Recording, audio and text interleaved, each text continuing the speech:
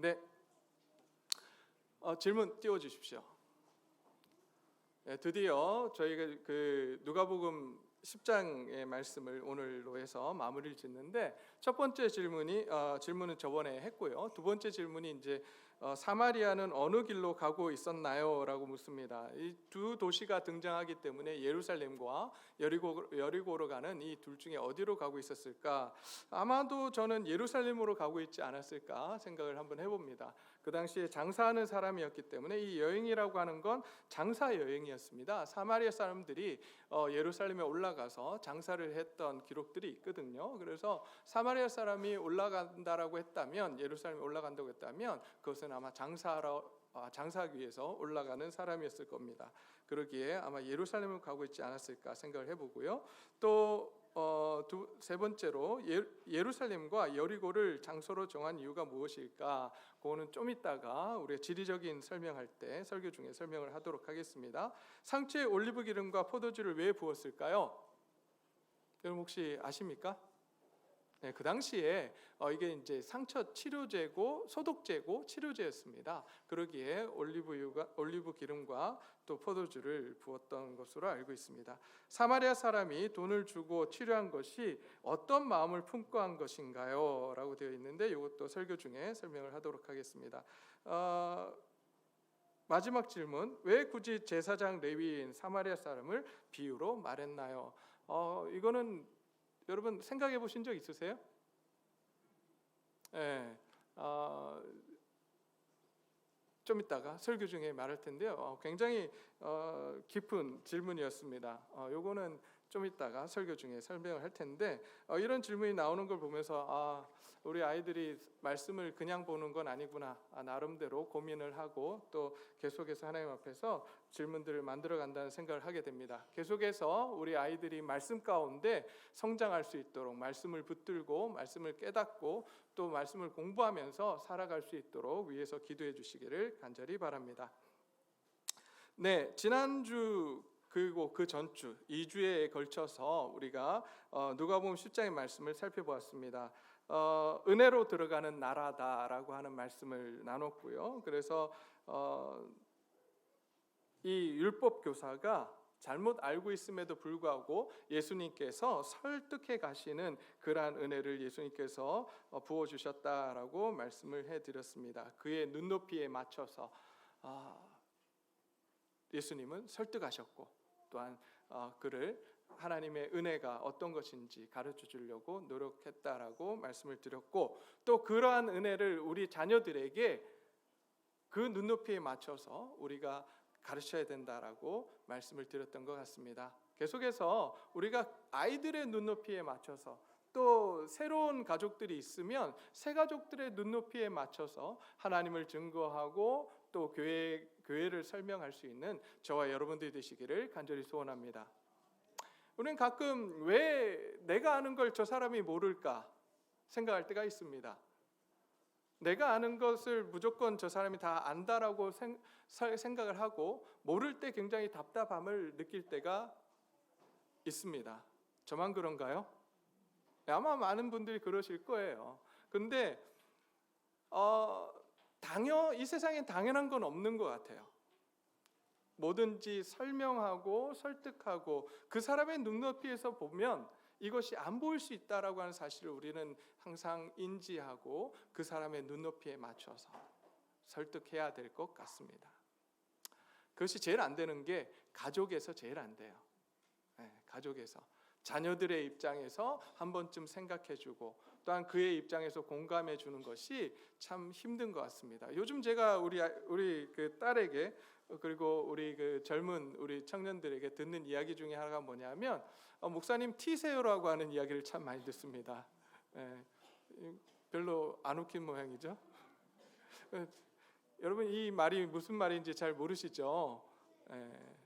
F하고 그 MBTI 검사에 F하고 T라고 하는 성향이 있는데, F는 공감을 굉장히 잘해주는 감정형 사람입니다. 감정을 주로 쓰는 사람이고, T는 thinking, 사고를 가진 사람이라서 항상 굉장히 좀 날카롭게 생각하고 논리를 중요시하고 정의와 공의를 중요시하는 그러한 성품의 사람들이에요. 그러다 보니까 공감 능력이 조금 떨어지거든요. 그래서 요즘 예전에는 제가 F라고 생각하고 검사 결과도 F로 나왔는데 요즘은 제 생활, 제 모습을 봐도 약간 T가 돼가고 있는 것 같아요. 그래서 우리 주위에서 저희 딸도 아빠 T야? 뭐 이런 이야기도 하고, 우리 가끔 우리 젊은 우리 청년들이 목사님 T세요라고 하는 이야기를 또 하기도 하는 것 같습니다. 그러나 분명한 건 우리가 항상 공감할 수 있어야 된다는 겁니다. 공감하려고 하면 그 사람의 입장에 서야 합니다. 영어는 뭐라고 이야기를 하냐면 그 사람의 신발을 신어봐라. 우리는 이제 한 사자성어로 역지사지라고 하잖아요. 근데 영어 표현에서는 put your other's shoes라고 이야기를 합니다. 무슨 이야기냐면 그 사람의 신발을 한번 신어봐라. 그러면 이해하게 될 것이다라는 이야기를 하거든요. 그러니까 우리가 다른 사람의 입장에 서서 그 사람의 눈높이에 맞춰서 살아가는 것이 필요하다는 것입니다. 우리가 그렇게 살아가야 되는 이유는 전에도 설명을 드렸지만 누가 그렇게 우리에게 은혜를 베풀어 주셨어요? 누가요? 우리 예수님께서. 여러분, 인간의 육신을 입고 이 땅에 오셨잖아요. 성육신이 바로 낮아지심이셨습니다. 우리의 인간의 육체를 입고 이 땅에 오셨던 예수님, 그래서 우리를 이해하시려고 노력하셨던 예수님, 그 예수님의 은혜가 오늘 우리에게 주어졌기에 이제 우리도 다른 사람들 향해서 또 우리 자녀들 향해서 그러한 은혜를 베풀어야만 하는 것입니다. 그리고 지난주에는 우리가 믿음으로 들어가는 나라다라는 말씀을 나눴습니다. 믿음으로 들어가는 나라, 어떠한 율법으로 행함으로 들어가는 것이 아니라 믿음으로 들어가는 나라가 바로 하나님 나라라고 하는 것을 말씀을 드렸는데, 그럼에도 이 율법학자는 깨닫지 못합니다. 그리고 오늘 본문에서처럼 이제 이 율법학자가 예수님을 향해서 이렇게 묻습니다. 예수께 여짜오되, 29절입니다. 예수께 여짜오되 그러면 내 이웃이 누구니까? 라고 묻습니다. 도대체 내 이웃이 누굽니까? 내 이웃이 누구입니까? 라고 묻습니다. 그러자 그렇게 물은 이유가 뭐라고 지금 29절에서 말씀하시냐면 그 사람이 자기를 옳게 보이려고 그렇게 물었다라고 말씀하고 있습니다.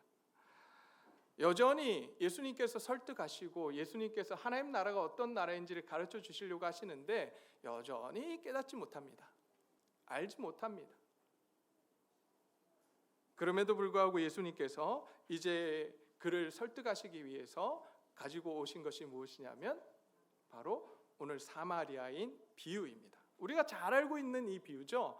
자, 오늘 내용을 잠깐 살펴보겠습니다. 어떤 사람이 예루살렘에서 여리고로 내려가던 길에 강도를 만나게 되고 그 강도들은 그의 옷을 벗기고 거의 죽도록 때리고 그를 버려두고 떠나갔다라고 합니다. 그때 그곳을 지나가던 제사장이 그를 보게 됩니다. 그를 보고 그가 어떻게 하냐면 피해서 갑니다. 그리고 여리고로 내려갔습니다. 그리고 레위인 역시 거의 죽게 된 사람을 보고 그냥 지나가게 됩니다. 그러나 한 사마리아인이 그곳을 지나가다가 그 사람을 보고 불쌍히 여겨 그에게 다가가서 그의 상태를 살펴보고 그의 상처에 기름과 포도주를 부어서 소독을 하고 상처를 싸매어 주었습니다. 그리고 그를 데리고 여관으로 가서 밤새 정성껏 보살펴 줍니다. 다음 날 사마리아 사람은 2데나리온, 노동자의 이틀치 품삯이라고 하거든요. 이틀을 일한 그 돈을 여관 주인에게 주면서 그 사람을 잘 돌보아 줄 것을 부탁을 합니다. 그러면서 마지막으로 이렇게 이야기하죠. 혹 비용이 더 들면 내가 돌아오는 길에 다 갚아드리겠소라고 덧붙여 말합니다. 이 비유의 말씀을 듣고 나면 우리가 얼마나 이제 사람들 도와야 할지 이런 것들을 고민하게 되는데요. 그런데 여기서 우리가 좀 주의해서 살펴봐야 될 몇 가지가 있습니다. 우리가 특별히 지리적인 배경들 조금 살펴봐야 하는데요. 뭐 어떤 전에 한번 제가 설교를 한번 했기 때문에 넘어갈까 하다가 그래도 새로 오신 분들이 있기에 제가 다시 한번 짚고 넘어가려고 합니다. 여러분, 여리고와 예루살렘의 이 지리적 위치가 어떻냐면 예루살렘의 고도가 높습니다. 지형이 높아요. 그리고 여리고는 굉장히 낮습니다. 여리고와 예루살렘은 30km 정도 떨어져 있고요. 예루살렘은 해발 760m이고 여리고는 해수면보다 낮은 곳에 위치해 있었습니다. 그래서 예루살렘 사람, 그 지역에 살던 사람들은 여리고에서 예루살렘을 갈 때에 어떤 표현을 썼냐면 예루살렘으로 내려간다는 표현을 썼을까요? 올라간다는 표현을 썼을까요? 네, 올라간다는 표현을 썼습니다. 그리고 예루살렘에서 여리고로 갈 때는 어떤 표현을 썼을까요? 내려간다는 표현을 썼습니다. 여러분, 이걸 기억하고 계셨으면 좋겠습니다. 또 이 도시를 잇는 길은 매우 가파르고 지형이 험악했던 그런 곳입니다. 그래서 그곳에 강도들이 많이 출현했다라고 기록이 있는 것을 또 보게 됩니다. 또 여리고라고 하는 곳을 우리가 조금 살펴봐야 하는데요. 여러분, 여리고는 원래 그 여호수아서에 나오는 여리고성 있잖아요. 그곳보다는 조금 떨어진 곳이라고 이야기합니다. 이곳은 휴양지였고요. 12,000명이나 되는 제사장들이 거주하는 도시였습니다. 12,000명의 제사장, 12,000명이나 되는 제사장들이 있었지만 그들은 모두 가진 자들이었고 그 가진 제사장들은 서민들의 생활에 별 관심이 없었던 사람들이었음을 우리는 볼 수 있습니다. 그리고 또 하나 우리가 이 비유 속에서 잊지 말아야 될 사항이 뭐냐면 사마리아인이라고 하는 사실입니다. 사마리아인이 어떤 사람들인가? 여러분, 사마리아인 하면 그냥 대충 그냥 유대인들하고 사이가 안 좋은 그러한 사람들이라고 우리가 생각을 하고 있잖아요. 그래서 사마리아인에 대한 이야기, 사마리아인이라는 이 단어, 사마리아 지역이라고 하는 이 단어가 성경에 많이 등장을 하는데 그 뜻이 무엇인가, 그 어떤 유래를 갖고 있는지 잠시 설명을 해드리도록 하겠습니다. 원래 유대인들은 북왕국과 이제 원래는 통일 왕국이었죠. 사울 왕, 다윗 왕, 솔로몬 왕까지 통일 왕국이었는데 이 통일 왕국이 솔로몬 이후로 남왕국과 북왕국으로 나눠지게 됩니다. 그런데 북왕국이 언제 멸망을 하게 되냐면 기원전 722년에 망하게 됩니다. 혹시 여러분 722년에 누구에게 망하게 되는지 혹시 아십니까? 네, 아시리아. 우리가 보통 역사 속에서는 아시리아라고 하는, 성경 속에서는 아수르라고 하는 민족에게 이제 망하게 됩니다. 근데 이 아수르가요 굉장히 잔인했습니다. 특별히 민족 말살 정책을 폈던 그러한 민족이었어요. 그래서 어디를 점령하면 그 곳에 있는 그 민족들을 다 이주를 시킵니다. 다른 곳으로. 그리고 새로운 그 다른 때 점령한 그 민족들을 이곳으로 보냈어요. 다시 이야기하면 혼합 정책을 폈던 거예요. 그래서 이 민족 자체가 민족성이 말살되고 그래서 이 아수르에 저항하지 않도록 하는 그러한 정책을 썼던 그러한 민족이었습니다. 그러기에 사마리아 쪽 북왕국을 점령하고 나서 북왕국에 있던 사람들을 다른 곳으로 이주시키고 다른 곳에 있던 이방인들을 이곳으로 이주를 시켰습니다. 그러니 점차적으로 어떻게 됐겠어요? 이 민족이 섞여서 살게 됩니다. 그래서 혼합 민족이 되게 돼요. 그들을 향해서 사마리아인이라고 이 유대인들이 이야기하게 됩니다. 그러면 남왕국은 어떻게 됐느냐? 남왕국은 586년에 바벨론이라고 하는 나라에 의해서 멸망하게 됩니다. 아수르가 바벨론에 의해서 정복당하게 되고 정복당한 이후에 남왕국 유다가 망하게 되거든요. 그래서 바벨론에 의해서 이렇게 망하게 됐는데 바벨론은 아수르와는 다른 정책을 핍니다. 아수르는 민족 말살 정책을 폈다면 바벨론은 어떤 정책을 폈냐면 그 민족의 민족성과 문화를 보존해 주는 그러한 정책을 폈어요. 그러니까 남왕국 유다는 그 상황 그대로 유지가 될 수 있었고 북왕국 이스라엘은 혼합될 수밖에 없는 그런 상황이었습니다. 이제 포로로 잡혀갔던 사람들이 다시 귀환을 하고 보니 이제 자기 남왕국 유다는 순수 혈통을 유지하고 있었고 북왕국 이스라엘은 혼합되는 그러한 상황이 펼쳐졌어요. 그 상황 속에서 이 유다 사람들이, 남왕국 유다 사람들이 북왕국 사람들을 멸시하기 시작했습니다. 너희들은 이제 순수한 혈통이 아니다. 그래서 이제 너희는 우리와 함께할 수 없다라고 했던 그러한 역사적인 사실을 갖고 있습니다. 그래서 이 둘 사이에, 유대인들과 이 사마리인들 사이에 굉장히 적대적이었어요. 함께할 수 없었어요. 그런 관계가 있었다. 그래서 유대인들은 사마리아인들을 보며 어떻게 평가했냐면, 저들은 동물보다 못하다. 쉽게 좀 순화시켜서 이야기하면 동물보다 못하다, 개, 돼지보다 못하다라고 생각을 하며 그들은 죄인보다 더 못하게 평가했던 사람들이 바로 사마리아인들이었습니다. 자, 이런 지식을 갖고 오늘 본문을 한번 다시 보기를 원합니다. 자, 오늘 본문을 보게 되면 30절에 한번 볼까요? 30절에 예루살렘에서 여리고로 내려가다가 어떤 사람이 강도를 만났다라고 합니다. 자, 그러면 기본적으로 우리가 예루살렘은 왜 올라갈까요? 예루살렘에 뭐가 있죠? 성전이 있습니다. 그 성전에 뭐하러 갑니까, 사람들이? 제사 드리러, 하나님을 예배하기 위해서 올라갔던 거예요. 그런데 올라갔다가 예배를 드리고 내려오는 길에 누구를 만나게 된 거예요? 강도를 만나게 된 거예요. 참 억울하죠. 우리가 하나님 앞에 예배를 드리고 하나님 앞에서 말씀에 순종하는 삶을 산다 할지라도 우리에게 어려움은 올 수 있습니다. 하나님의 뜻이 어디 있는지 모르겠지만 그럼에도 불구하고 환난이 우리에게 주어질 수 있다는 사실이에요. 자, 근데 그 환난이 주어지고 거의 죽게 되게 됩니다. 그리고 그 강도는 모든 것을 빼앗고 그 사람을 거의 죽은 채 내버려두고 갑니다. 그때 마침 한 제사장이 그 길로 내려가다가 그를 보고 피하여 지나가게 됩니다. 여러분, 여기서 잘 보셔야 돼요. 제사장이 올라가고 있습니까? 내려가고 있습니까? 자, 예루살렘에서 여리고로 내려가는 중이에요. 그러면 무엇을 의미하냐면, 다시 바꿔서 이야기하면 여리고에서 예루살렘으로 올라가는 길이잖아요. 그러면 이 사람은 뭐 하기 위해서 가냐면 자기가 감당해야 될 역할을, 제사장의 역할을 감당하기 위해서 지금 올라가는 거예요. 반대로 이야기하면 내려온다라고 하는 건 자기가 성전에서 해야 될 임무를 다 마치고 뭐 하고 있는 거예요? 집으로, 쉽게 이야기하면 퇴근하는 거예요. 집으로 가고 있는 길이에요. 이 본문을 그걸 모르고 살펴보면 어떤 목사님들 그런 설명을 하실 때가 있더라고요.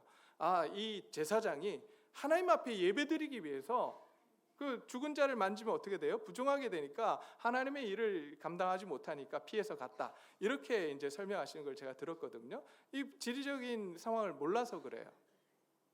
지금 제사장이 어떤 상황에 있어요? 올라갑니까? 내려갑니까? 내려가는 거예요. 그러면 지금 자기의 임무를 다한 사람이에요. 그러면 죽어 있는 사람 혹은 죽을 것 같은 거의 죽은 사람을 만질 수 있습니까? 없습니까? 만질 수 있어야 돼요. 당연한 거예요. 제사장으로서, 하나님의 제사장으로서 그를 돌봐야 되는 것이 당연한데 이 사람은 어떻게 하죠? 그냥 지나갑니다. 하나님 앞에 예배드리고 하나님을 섬기고, 쉽게 이야기하면 제가 열심히 설교하고 가면서 다른 사람을 돕지 않는 그런 삶을 사는 것과 똑같은 거죠. 이 사람이 그냥 지나가 버립니다. 왜 그랬을까요? 귀찮아서예요. 왜 그럴까요? 왜 귀찮을까요? 만약에 그 죽어가는 사람을 만졌다가 죽은 사체이면 이 사람은 어떻게 해야 될까요? 제사장은 제사를 지내기 위해서 다시 어디로 가야 돼요? 성전으로 가야 합니다. 예루살렘으로 올라가야 돼요. 거기서 다시 한번 제사를 드리고 내려와야 되는 상황이 되는 거예요. 이제 모든 걸 다 마치고 집으로 가는 길이에요. 얼마나 피곤했겠습니까? 그 모든 피곤함 속에서 그가 본 것은 자기의 도움이 필요한 한 사람을 보았는데 그 귀찮음 때문에 그냥 지나가 버리는 거예요.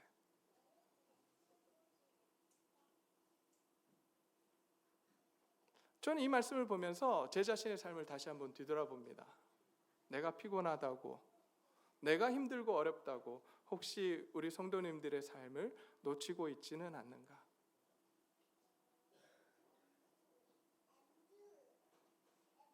하나님께서 원하시는 그것을 내가 하지 않고 있는 건 아닌가? 여러분들은 어떻습니까?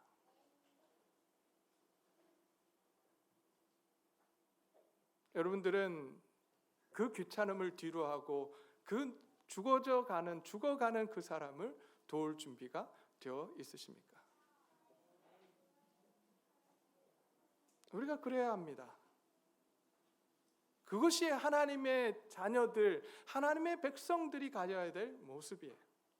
근데 그 백성들 중에서 가장 모범이 되어야 할 제사장이 그렇지 않았던 시대, 그것이 바로 이 예수님이 생활하던, 예수님이 사셨던 그 시대였던 것입니다. 여러분, 그런데 저에게 이런 질문이 들었어요.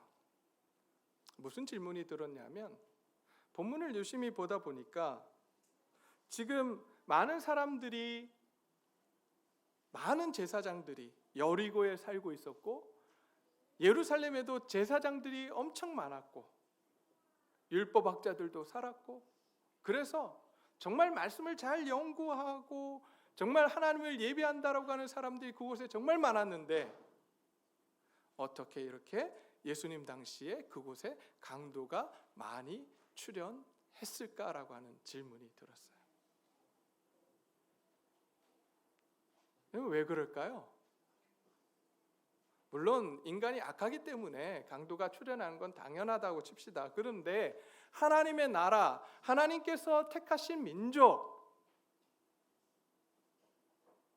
그리고 그곳에 하나님이 계신다라고 하는 성전이 있는 그곳과 30km 떨어진 이 여리고가 있는 이 지역 사이에 강도가 많이 출현한다라고 하는 것, 이것은 우리가 한번 생각해 볼 문제입니다. 앞에서도 말씀을 드렸지만 이 제사장들이 뭐에 관심이 없었냐면 서민들의, 백성들의 삶에는 관심이 없었습니다. 다른 사람이 어떻게 사는지 그들은 관심이 없었어요. 나만 잘 살고 잘 먹으면 돼요. 그것이 누구의 모습이었다고요? 제사장, 율법학자, 하나님을 잘 믿는다고 하는 그 사람들의 모습이었어요. 그러면서 하는 이야기가 뭐냐면, 당신은 하나님을 잘 못 믿기 때문에 그렇게 가난한 거예요. 하나님을 잘 못 믿었기 때문에, 당신이 뭔가 죄를 지었기 때문에 그렇게 병든 거예요. 지금 우리 시대 이야기 아닙니다. 그 당시의 사람들의 이야기예요.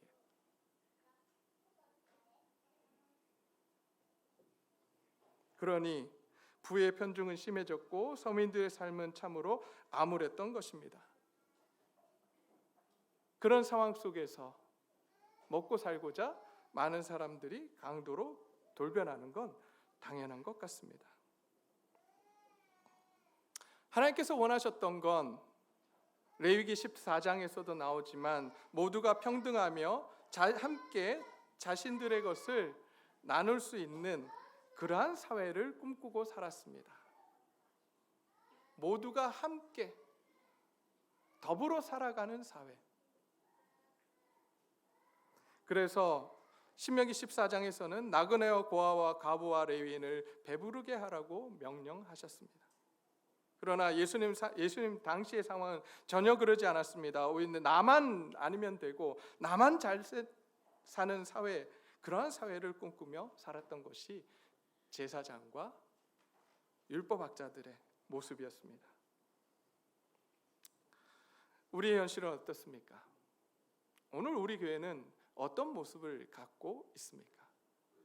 저는 끊임없이 꿈꾸는 교회는 그러한 교회입니다. 하나님께서 꿈꾸셨던 그 꿈, 모두가 함께 더불어서 잘 사는 교회, 모두가 더불어서 함께 걸어가는 교회, 고통 속에 있는 그 형제 자매들을 함께 그 짐을 나눠지고 걸어갈 수 있는 교회. 그래서 서로가 서로를 세워줄 수 있는 교회. 세상에서는 무시당하는 사람도 이곳에서는 격려받고 위로받을 수 있는 교회. 저는 그런 교회를 꿈꿉니다. 그리고 그런 교회가 되기 위해서 기도하고 있습니다. 왜냐하면 그것을 하나님께서 원하시기 때문에. 제가 원하는 것이 아니라 하나님이 그토록 원하시는 나라의 모습이기 때문에 우리가 그 길을 갈 수 있었으면 좋겠습니다. 여러분, 예수님께서 이 비유를 말씀하실 때 순서가 어떻게 돼요? 제사장, 그 다음에 누구죠? 레위인, 그 다음에 누구예요? 여기는 이제 사마리아인이라고 나오는데 보통 이러한 형식 있잖아요. 비유를 통해서 이러한 형식들, 제사장, 레위인, 그 다음에 어떤 사람이 나오는 이런 형식은 그 당시 예수님 당시에 비유에서 많이 사용하는 형식이었다고 합니다. 특별히 세 번째 나오는 그룹은 주로 누가 등장했냐면 율법학자나 바리새인이 등장했다고 해요. 그러니까 오늘 본문에서도 사실은 예수님께서 제사장, 레위인, 그 세 번째 등장한 사람이 누구라고 율법학자는 기대했겠습니까? 누구요? 바리새인이나 율법학자가 거기 등장할 거라고 기대했을 겁니다. 그리고 그를 통해서 예수님께서 자기를 높여주실 거라고 칭찬할 거라고 기대했어요. 근데 갑자기 누가 등장합니까? 사마리아인이 등장하는 거예요. 그리고 그 아무도 돕지 않았던 그 사람을 누가 도와요? 사마리아인이 도와요. 그 이야기를 들으면서 이 율법학자는 굉장히 난처했을 겁니다. 굉장히 당황했을 거예요. 어쩌면 자존심에 금이 갔을지 모릅니다. 그들이 개와 돼지와 같다라고 이야기했던 이 사마리아인이 이 이야기의 주인공이라니, 말도 안 되는 이러한 이야기를 예수님께서 하시는 것을 보면서 화가 났을 거예요.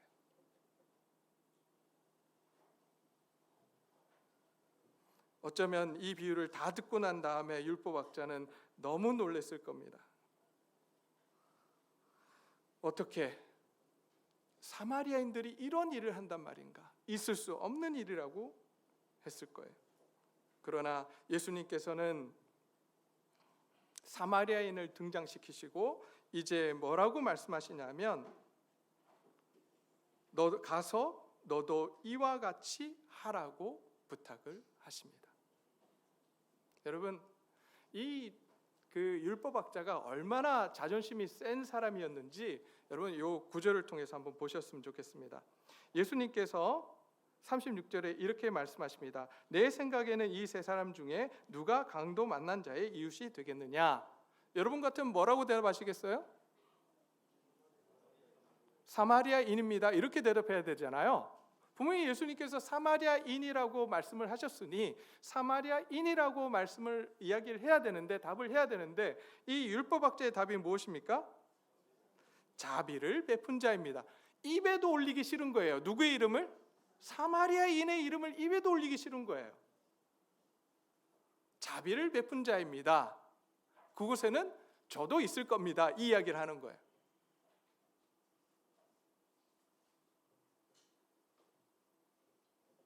예수님께서 그를 향해서 같이 하라고 말씀하십니다. 무슨 이야기냐? 사실 율법학자들, 바로 바리새인들은 그들의 이웃을 한정지었습니다. 유대인이어야 했고, 그리고 죄인들은 그들의 이웃이 될 수 없었습니다. 근데 여러분, 진짜 하나님의 사랑과 은혜가 필요한 사람들이 누구입니까? 정말 필요합니까? 죄인들, 이방인들, 아직도 하나님의 사랑과 은혜를 모르는 자들에게 하나님의 사랑과 은혜를 나눠주기 위해서 이스라엘 민족을 택하셨어요. 그리고 그 나라를 만들게 하시고 하나님의 나라를 만들게 하시고 하나님이 다스리는 그 나라 안에서 어떤 일이 일어나는지 열방이 보도록 하셨어요. 그리고 이 이스라엘 민족들은 나가서 이방인들을 섬기도록, 이방 나라들을, 열방들을 섬기도록 부르셨습니다. 그런데 그들은 그 사실을 잊어버리고 자기네들이 선민이라고, 자기네들만이 하나님의 선택된 백성이라고 하면서 그들을, 이방인들을 배척했습니다. 오늘 이 말씀을 통해서 예수님께서 그걸 지적하시는 거예요. 너는 네가 원하는 사람, 네가 좋아하는 사람을 이웃으로 섬기고 있지. 아니, 하나님이 정말 원하시는 것은 네가 원하는 사람뿐만 아니라 이 땅에 아직도 하나님을 알지 못하는 모든 사람들, 내가 싫어할 수도 있는 그 사람들, 그 사람들에게 가서 이웃이 되어 주어야 한단다.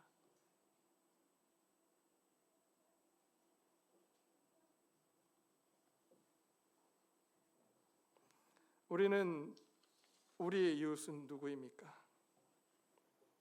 누구를 우리의 이웃으로 우리는 규정하고 살아가고 있습니까?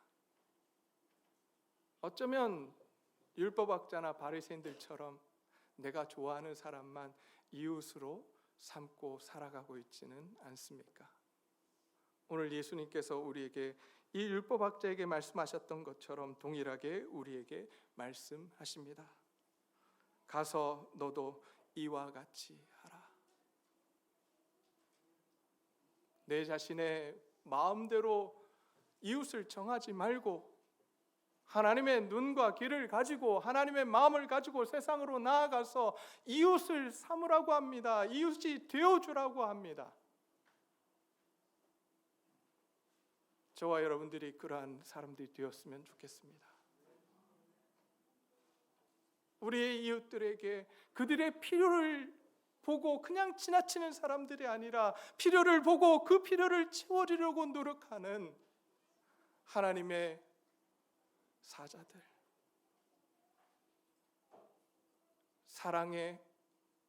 사랑과 은혜를 나눠주는 하나님의 종들, 하나님의 백성들, 하나님의 자녀들이 되기를 간절히 소원합니다.